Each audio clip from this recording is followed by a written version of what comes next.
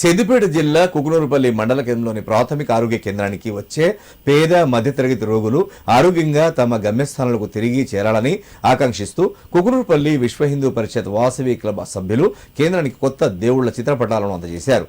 అయితే గత 25 ఏళ్లుగా ఆ కేంద్రంలో ఉన్న వెంకటేశ్వర స్వామి, తెలంగాణ సిద్ధాంతకర్త ప్రొఫెసర్ జయశంకర్ సార్ చిత్రపటాలు కనబడకపోవడం చర్చనీయాంశంగా మారింది.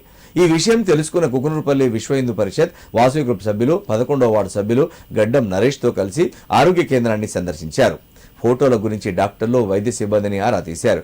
వారికి తెలియదని సమాధానం రావడంతో ఆసుపత్రికి వచ్చే ప్రతి రోగికి దైవకృప ఉండాలని ఆశిస్తూ కొత్త దేవుళ్ల చిత్రపటాలను కేంద్రానికి అందించి ఇదివరకున్న వాటి స్థానంలో వీటిని ఏర్పాటు చేశారు.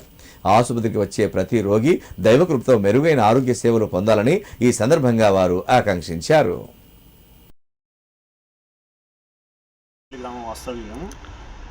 ఈ గవర్నమెంట్ హాస్పిటల్లో 25 సంవత్సరాల నుంచి హాస్పిటల్ రన్ అవుతూ ఉన్నది.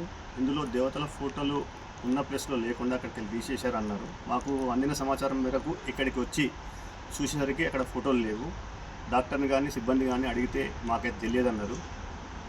వాళ్ళని కూడా ఏమనకుండా మేము హైందవ సిద్ధాంతంతో ప్లస్ అందరూ మంచిగా ఉండాలనే ఉద్దేశంతో దేవతల ఫోటోలు మళ్ళీ తీసుకొచ్చి ఎక్కడైతే తీసేశారో అక్కడనే మళ్ళీ ఫోటో తగిలించి మేడం గారికి చెప్పి ఈ హాస్పిటల్ కూడా మంచిగా రన్ కావాలి, అందరికి సేవలు అందించాలి,